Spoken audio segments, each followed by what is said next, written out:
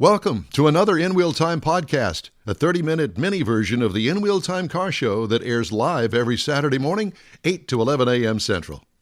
Shield.com. From Hovis's Hemi Hideout in Brookshire, Texas, podcasting and streaming around the globe, it's the In Wheel Time Car Talk Show. Just ahead, more guests from today's open house here at the Hideout. Jeff has a feature on 5 things you shouldn't do while driving a manual transmission. You bet. Let's see. Making omelets, pouring martinis. No, you can. That's allowed. All that and more just ahead on the In Wheel Time Car Talk Show. Howdy, along with Mike out of this world, Mars, who's off gallivanting around looking for our next guest. We need more Jeff Zekin. Yep. Our chief bottle washer and potentate. Another rare and special appearance by the Jack LaLanne of automotive, David Ainsley. I'm Don Armstrong. Glad you could join us today. Did you like that? The Jack LaLanne of automotive. Is he still alive? No, he's been dead for years. Really? But is that what you're saying I am? No, I didn't say that at all. I said it. But, you know, Mr. Health and Fitness over here, along with many other things that can't be repeated on the air. David Ainsley. Thank you for joining us, as always. Glad to be here. See, what would you do without us? There's your next guest coming up right there, right Bill out. Seitz? Oh, yeah. He's shaking his head no, but yes, we're shaking our head yes. Just sit down and shut up. Bill Seitz has been he may not consider me. Sit here. He may not consider me a friend, but I consider him a friend. I met he and his wife in 1977. I take that back. It was 78. And the reason I say that is because I took delivery on the 77 Corvette in October, and I ordered it in July. So it took me a while to think, okay, well, I got a Corvette. Ooh, Corvette Club. Okay, so I started poking around, looking in newspaper ads when they had those little bitty box ads and stuff, help wanted ads. And I saw San Jacinto Corvette Club. I thought, well, that'll be fun. So I go to those boring open meetings. Could the secretary please read the minutes? Yeah, let me just go ahead and curl up and die on the floor with the minutes. It's like some sort of high school play. Anyway, so right out of the box, here comes Sharon and Bill. Hi, we're Sharon and Bill Seitz. Welcome to the Corvette Club. I think was Sharon the president? He needs his microphone on, David. He's on Mike's mic. He's on Mike's mic. Has Mike turned it now? Just hold on. Go over there and turn the damn thing on, would you? Mike and Mike has got all sorts of. Okay. Is that on now? I think it's on now, yeah. Can you hear me now? I feel much better. So was Sharon president of the San Jacinto Corvette Club in 78? She wasn't involved in the San Jacinto Club. Who was? Well, were you the president? No. Who was the president? No, I don't want to know. That was 100 years ago. I didn't have a clue. In 78, wasn't that that was Lyndon Johnson? No, it wasn't quite that old, but at any rate, president. So I don't know whether y'all were the welcoming committee or whatever, but you two came up to me and said, "Hi, we're Bill and Sharon. Welcome to the club. You a member? No? Great. Well, we're going to cost you $25 for join. I just came to visit. Oh, okay, sit down." So I sat down, and that was the beginning of what we've come to today. Yep. And I'm so sorry. My apologies. It wasn't long after that we kind of broke off from San Jacinto. Well, as a matter of fact, I mentioned that. I don't know whether you heard that or not, but yes, because if memory serves me, and I know you'll correct me if I'm wrong, but San Jacinto at the time, there were a lot of racers in there. Yeah. A lot of guys, the hot rodders and all that stuff, and we were more of the show car sissies. We didn't really have cruise-ins back then, I recall. Not a lot. But we had, in the park car shows on the weekend, on a Saturday or Sunday. And so we kind of got together with that stuff. Yep. And we started our own club because they didn't want to do all of the car shows that we wanted to do. We wanted to compete on another level. You saw how that worked out. Ours has been gone for a long time, and San Jacinto's still hanging in there. Yeah, they are. But that's okay. But it was fun. It was fun. It was an experience, that for sure. The snowy trip up to Oklahoma City. Oh, my God, yes. I will never forget that. On the back of an open car carrier. That helped a lot. Oh, it helped great big because your car's kind of tilted up. So all of the dirty snow and water goes all up underneath all of that hard work that you spent months cleaning to be perfect in every way, all ruined and trashed. And it took days, never ever got it clean after that. So I'm telling you, dude, I don't ever want to have that experience again in my life. You see how gray our hair is? No, I didn't notice that. That's because of that trip. That turned it gray. That's what did it. That's what did it. Yeah, it did. But anyway, so we have history. What are you working on now? Artwork. Anything? Just my artwork. Yeah. Not working on the cars anymore. Getting down there and getting back up is not working out real well. So you got something you're going to put in here in the near future? Or? No, I'm just doing illustrations for different folks and Gotcha. Different car clubs and things like that. And I mentioned that. I don't know whether you were privy to that when I announced that to the world. But while John was doing his thing, I said for everybody to be sure and look at the artwork that's on the walls and the centerpiece out there under the cupola. And that's my friend Bill Seitz. And he did all of that. Very talented guy, very wonderful artist. And so I kind of pumped you up. And I didn't really mean it. That was good. I couldn't find the line that was waiting to meet me, but I'm sure that there were some folks over there. Maybe. He couldn't find the line of the people that were waiting to meet him. Yeah. Yeah, he just missed it. He just passed it by. I know what it is, yeah. Yeah, there's that. Story of my life. Yes, I'm familiar with that. He was in the wrong line. That's what it was. Yeah. There you go. Again. So well, that's good that you're still doing your artwork. Do you advertise that you do artwork? No, but I need to get back into that and do that. I'm branching out, too. I'm starting to do some aircraft as well as automobiles. Really? Oh. Yeah. I have a connection. Really? I might talk to you about that then. Yeah, I have aircraft connection. I was on an air crew in the Navy, so the 3 aircraft that I flew on, I've illustrated those. In fact, they're over there. Really? You ought to take a look. Where are they? I will. Right in my display that you probably walk right by. And I didn't know that you had a display. Yeah, they're right there in the wall. Yeah, he's not advertising. He just has a display over there. Uh-huh. Okay. Well, I'll have to remember that. You'll have to take me by the hand over there because clearly my eyesight is failing me. Been there, done that. Well, you know how that goes. That's the second time that goes. Use GPS. The second thing that goes. Thank you, Mars. I'm back. He's Did back. you find anybody? Yes. Good man. Yeah. So Bill helped build this. And I guess you would call it the construction supervisor. What title would you put on that? Because it was kind of like a do-all. I was the project coordinator.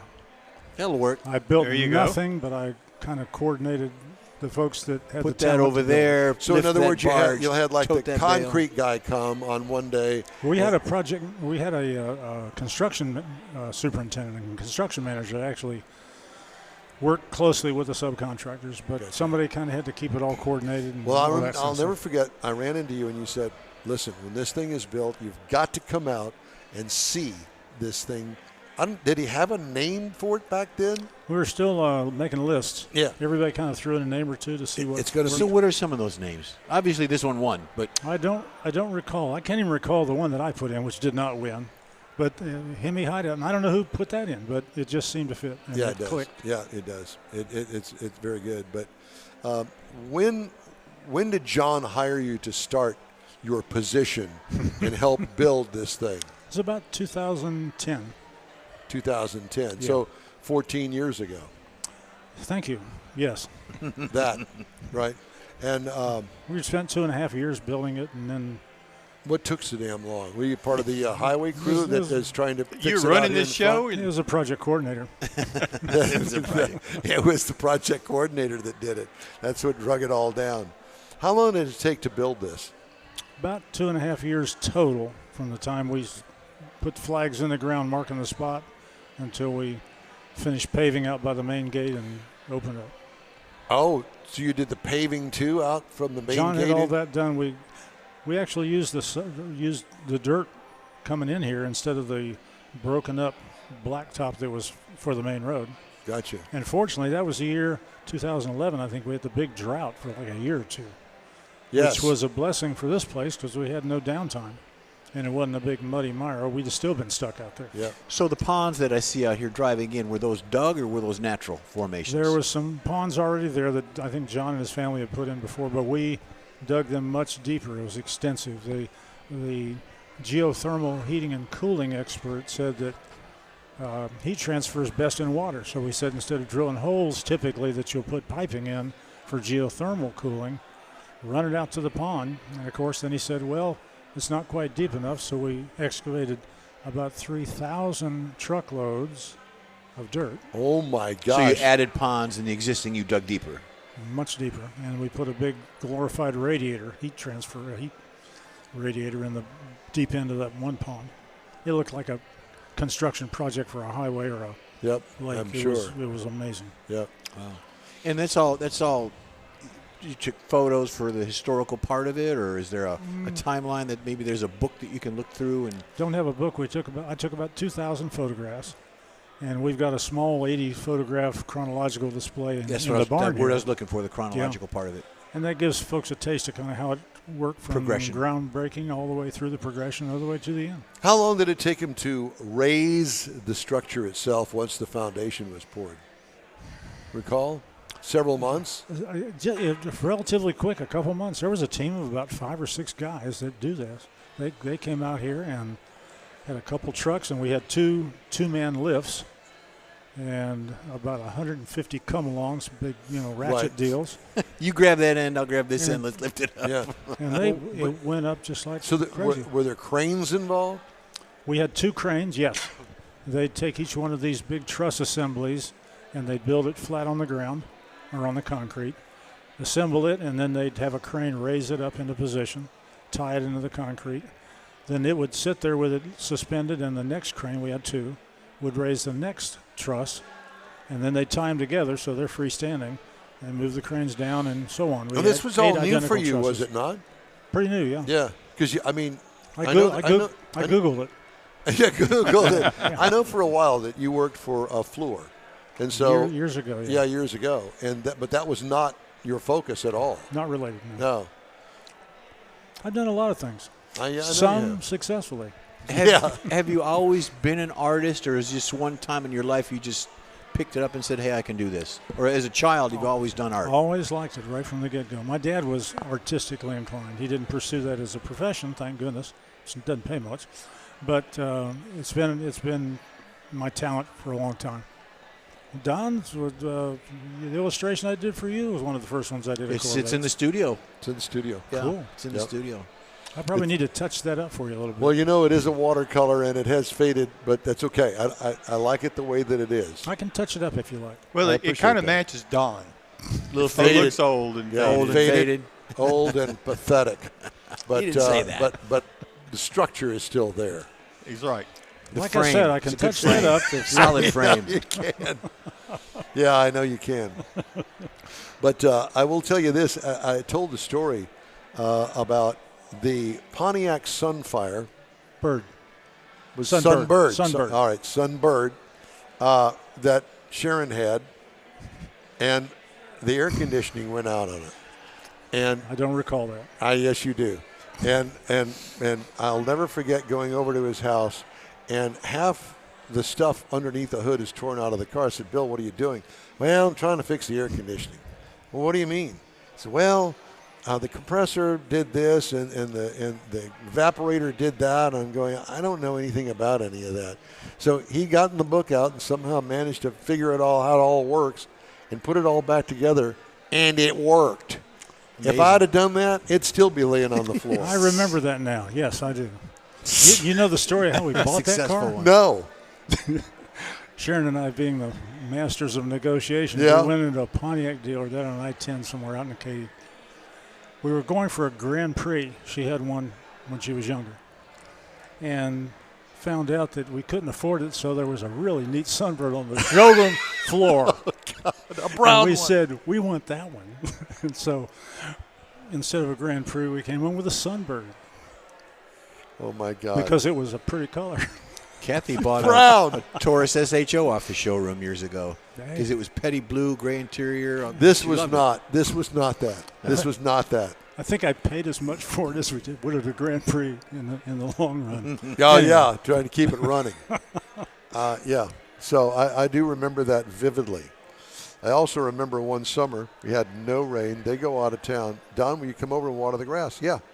Well, what I didn't realize is that they set me up, is what they did, because they had watered the grass about 3 days earlier. Well, it was already in decline, and I go over there, and I skipped one night, God knows for what reason, but it started the decline rapidly.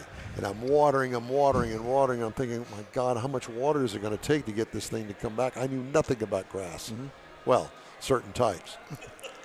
And I will tell you that whole yard, Bill, when they got back, they went, oh, no, this is not going to work. So Bill goes out and buys a St. Augustine remover and tears up the entire grass that I failed at keeping it alive, and buys all new sod. God knows how much it cost. Have it delivered, and then lays it all out there. Who did it? Don Armstrong ruined the grass. He didn't share. You didn't share in the expense of that either, I don't think. No, I did not. I remember. You want to give him an invoice today? I remember cutting that sod up, and it like to kill me. I'm still hurting from that. Well, that was a machine, and you can't pull that wool over our eyes. But it was still a machine. It was a heavy machine. It was a heavy machine with some sort of gasoline motor on it, and I don't know how it worked, but it was evil. It was it was the devil on the St. Augustine that tore it out of there. Yeah. So we have experiences. We have history together. The Seitzes and the Armstrong. Some of it's interesting, most of it's boring. But it made part of our lives what we are today. That's right. So it was good times, and Bill was kind enough, and he probably regrets it today. I know John does, to introduce me to John Hovis and bring me out into the Hemi hideout, and I've been a fan ever since. We love having you out here. It's fun. Thank you, man. Yeah, and so. John kind of breezed over the fact that he's got 30 people that kind of help in all of this.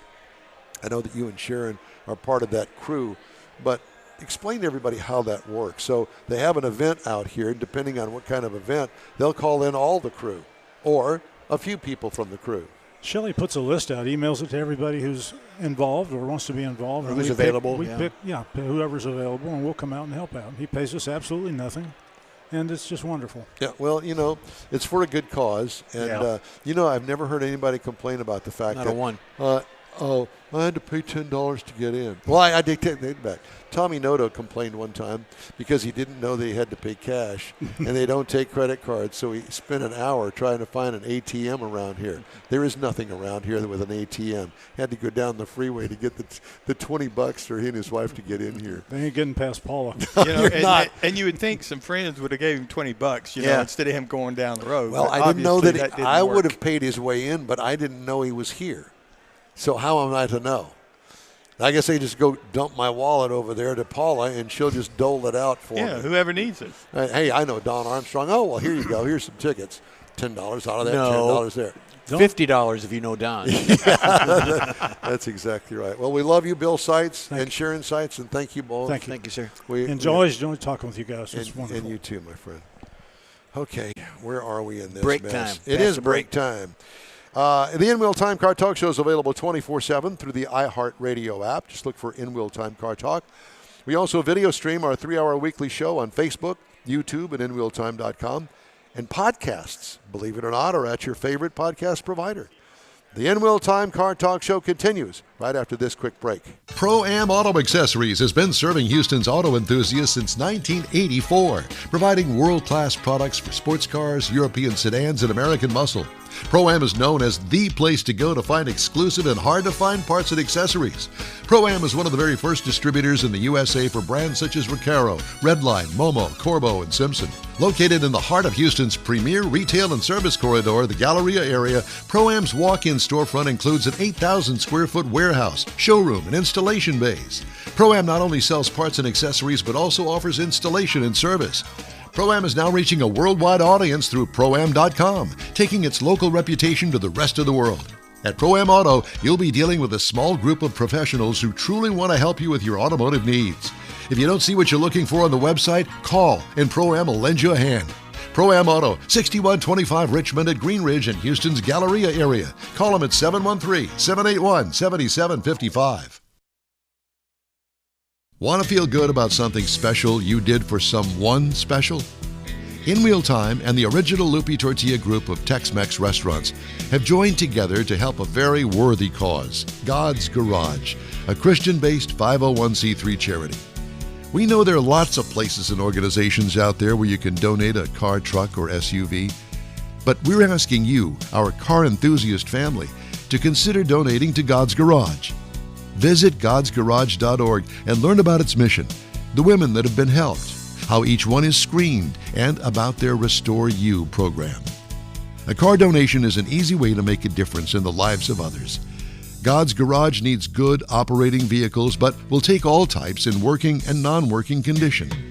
Make your heart and soul feel good by donating your gently used vehicle and help support single mothers, widows, and wives of deployed military at godsgarage.org. Okay. We are back on the In Wheel Time Car Talk Show, and joining us now, Shelley Gates. Okay, who's Shelley Gates? Well, Shelley Gates really runs the Hemi Hideout. Mm-hmm. So if you have a wedding, or you want to come out and visit, or an event like this, private tour, an event like this, she's the one that gets your email, and she's the one that coordinates it. And then we say, "Oh, are we invited?" And Shelley always says, "No, you're not." Well, can we elbow our way in? Well, I guess. So you're always invited. Thank you. Well, John made that clear today. I said, I understand you're having more and more of these open houses. And he said, yeah. He says, anytime you want to come, we want to have you here. I said, absolutely. Okay. Thank you. Appreciate it. Yeah, it's tons of fun, and we enjoy it. And today, oh my gosh, what a crush of people. Yeah, they're all out looking at the cars right now. Yeah, it was truly amazing. Everybody's saying, man, you got to go out there and see the line. How can I see the line? I'm on the air. I can't go see the line. Yes, there was 170 Corvettes that we counted, and I counted 12 Vipers, but someone said 14. So okay, 12, 14, whatever. Yeah, yeah, and other cars as well, because sure. I know there's some hot rods that were. They're in the so back. fast they got by you. Oh, right. They did not get by Paula. I can promise no, not Paula. that. No. Got by Shelley. So, how are things going out here? Well, this month, February, has been just as busy as our Decembers. Typically, December is our busy. I know. And what's month. up with that? I don't know. It's good for us. Well, I know. It keeps everything busy. And the other thing is, every time I come here, the cars have moved around. I did move a couple on you. You asked if they were new. I just put them in a different spot. I see. Well, because I wasn't used to sitting in. Do you actually rearrange these cars yourself? Well, the guys that work here on the property, they help me move stuff like that. Gotcha. You coordinate, put that one there, move this one here, Yes. and they do all that? Mm-hmm. Yeah. I want to be that guy. Right. Yeah, I know. It's a lot of fun. Yeah. It seems like every event that you have here, you kind of rearrange stuff depending on the event. Tables, no tables, some tables, not as many tables, that kind of stuff. Right. You have to, and you want it to look a little different when you come, Yeah, especially for repeat. But visitors. The other thing is that people don't realize that, like for instance, the Bulldog sign. I saw all the postings on Facebook about raising the Bulldog. That was huge. That was Yes. how many days did that take? Oh, just a couple, because Bill Prokopic, who does the restoration, he's very organized, and so he made sure to have a plan before he implemented it. And so it was actually pretty quick once he got started. Well, he had to finish building it on the ground first Right. with those dimensions and then coordinate to put it up. So. Right. He made a template and put the template up there to make sure that the Bulldog would fit. I remember that. Yeah. And so it was a process, but he hung it pretty quickly. It's amazing because, the first time I came out here, there were a few signs, but nothing like this. Nothing. Right. But even back then, people thought it was full. I know. It looked full, but it wasn't. It's not full now. You got more space. No, I'm a spot over there. I'm seeing a hole right up here. Come on now. Yeah, we could always find lots of stuff. But in the meantime, all of this stuff has gone in here over the past 15 years, something like that. Well, the Hemi Hideout will turn 11 years old in March. 11. And so a little before completion of what we called complete March, 11 years ago, he started buying a few oil and gas signs, gas pumps to decorate the Hemi Hideout, and then traveling around the United States to different auctions. And listen, I've heard those stories about that. Did you go with them? Have you attended any of those? To more local, like Round Top, a couple times a year. But no, she's talking about trips up to Pennsylvania. Yeah, I know that, but I didn't know if she was part of that within the organization, going up and maybe have a position for helping out. A lot of the auctions are also online, so I do look at those too. Help with that. Yeah, have fun. We're all keeping our eyes open for the next big sign like this one back here. Right. Yeah. Well, it's truly amazing. I don't know how you do what you do, because it's, as I've said before, it's like herding cats, trying to keep all of this going and moving and making sure that everything happens the way that it should. So, it's got to be. What a rewarding job that is, though. How fun. Definitely. Wow. I love it. And I know a lot of other designers and decorators would kill for my job. Yeah, no doubt. And and every Christmas you do such a great job with the Christmas tree. Absolutely. In the middle out there. And I'm thinking, well, this is what she does. This is not just her hobby. This is her profession. Right. And that's how you really kind of got into all this, wasn't it? Yes. Yeah. Yeah. John and Diane hired you to help. Right. Well, they first remodeled their home, and then another building apartment on the property here. And then John laid out the plans of the Hemi Hideout. Of course, it was smaller. It wasn't this, 5 stories tall with patios. And I said, I'm a residential. I do homes. And he goes, it's my garage. I want you to help me with it. Big garage. You know anybody that's got a garage like this? John. No. John, yeah. Yeah. Yeah, he goes, I'm a part of some different car clubs. I want a place to come and hang out. In Texas here, it's really hot at times. So I want a place to escape the heat. So I need a kitchen. We might want to do some pancakes in the morning. I could go for a pancake right now. Yeah, that's it. Yeah. Then we needed a lounge, to hang out, watch TV. And then you got a hold of the drawings for the restrooms and went, no.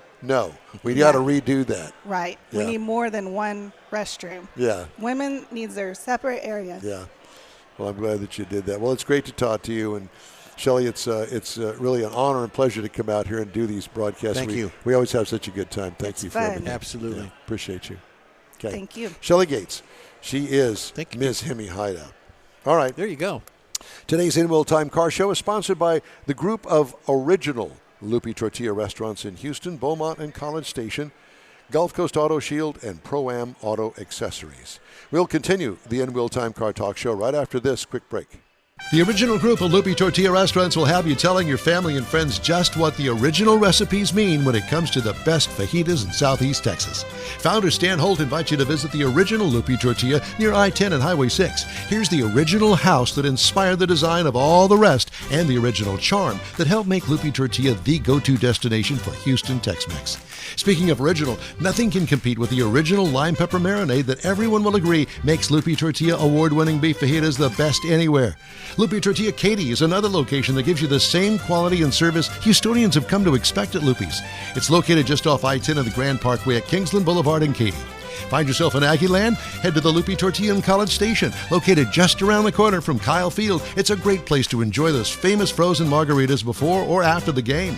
Headed east to Louisiana, stop in at the Lupi Tortilla in Beaumont. It too's on I-10. You can't miss it. The original group of Lupi Tortilla restaurants invites you in for the best Tex-Mex anywhere. You own a car you love. Well, why not let Gulf Coast Auto Shield protect it?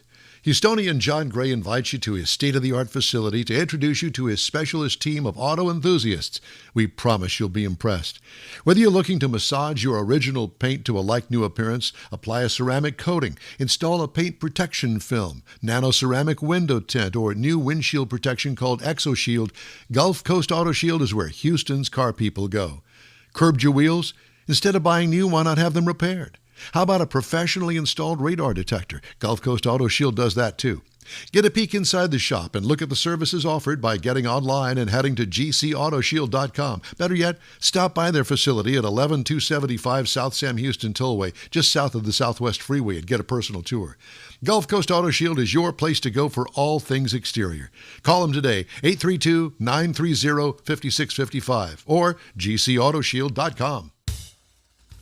That's it for this podcast episode of the In Wheel Time Car Show. I'm Don Armstrong, inviting you to join us for our live show every Saturday morning, 8 to 11 a.m. Central on Facebook, YouTube, Twitch, and our InWheelTime.com website.